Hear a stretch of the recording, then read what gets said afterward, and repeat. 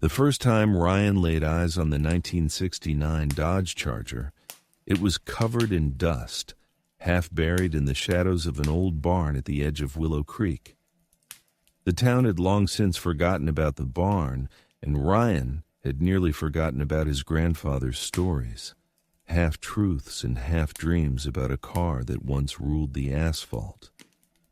But there it was, a wide, menacing silhouette beneath a rotting tarp, its chrome dulled, but still catching the thin strips of sunlight that slipped through the wooden slats above.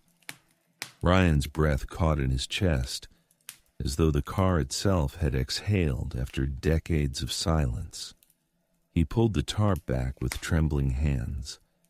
The Charger's body was bruised with rust and neglect, but the shape, those muscular lines, the fast-back roofline, the recessed grille like the face of a predator, remained untamed. On its side, faint but legible, was a painted emblem, a black lightning bolt streaking across a storm cloud. He had heard of this car before, not only from his grandfather, but whispered among the old mechanics who drank at Benny's garage. They called it the Tempest. According to them, it wasn't just a car.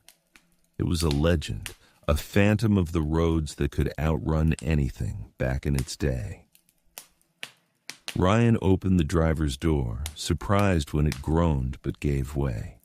The smell of old leather, gasoline, and dust washed over him like a tide of memories that weren't his. The keys were still in the ignition, dangling as though waiting for him. He wrapped his fingers around the cool metal and sat behind the wheel. The dash was cracked, the speedometer needle frozen at 0, but he imagined what it would feel like to push that needle far past the red line, to hear the thunder of the 440 Magnum V8 engine roaring through the night. But the Tempest had a history, one that didn't sit quietly in the past.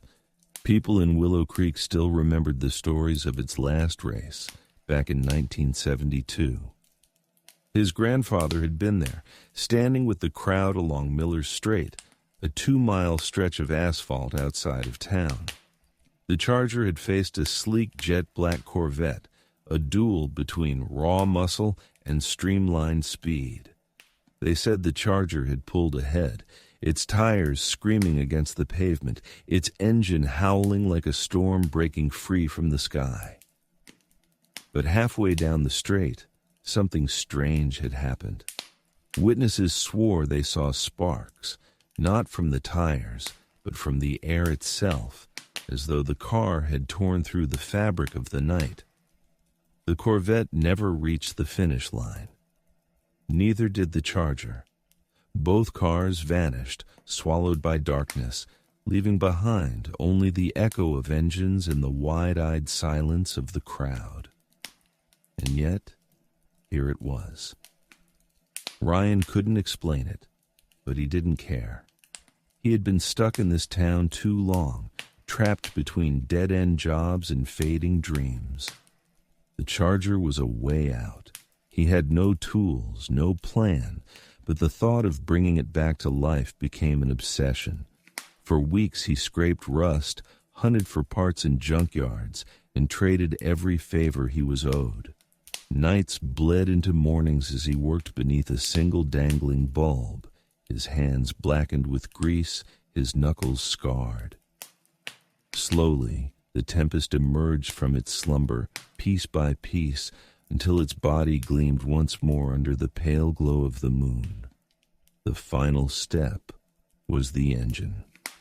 The block was intact but lifeless, its heart silent. He rebuilt it with reverence, every bolt tightened as if sealing a pact, every piston aligned with care. When he finally turned the key, the Charger coughed, shuddered, and then roared to life. The sound shook the barn, rattled his bones, and sent a thrill through him, unlike anything he had ever felt. The Tempest was awake again. That night, Ryan took it out onto the empty back roads.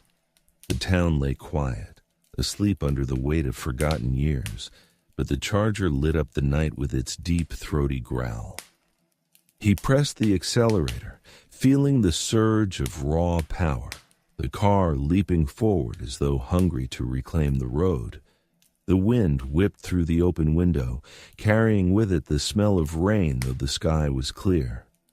He pushed harder, the speedometer needle climbing past numbers it hadn't touched in decades.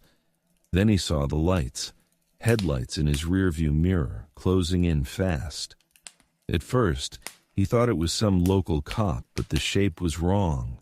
Sleek, sharp, low to the ground, black as midnight, a Corvette.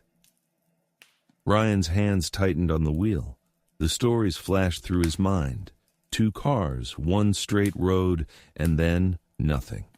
The Corvette pulled alongside him, its driver hidden behind dark glass. No words were exchanged, no gestures made. The meaning was clear. A challenge. The road ahead stretched long and empty, bathed in silver moonlight. Ryan's heart hammered in his chest. He could almost feel his grandfather's ghost at his shoulder, whispering about fate and unfinished races. With a deep breath, Ryan pressed the pedal to the floor. The Charger roared, its tires clawing at the asphalt, and the race began. The 2 cars thundered side by side, engines screaming in defiance of time itself. The world blurred around them, the night trembling with their speed. Ryan felt alive, more alive than he ever had, the fear and exhilaration fusing into something primal. But then it happened. The air shimmered, sparks flickering at the edges of his vision, the same phenomenon the witnesses had described a half a century ago. The Tempest surged forward, as though the road itself was unraveling beneath it. Ryan gritted his teeth, refusing to back down. The Corvette was still there, keeping pace, its headlights glowing like the eyes of a predator. And then the world twisted. The stars smeared across the sky, the road melted into a tunnel of light, and the sound of the engines became a roar that swallowed everything.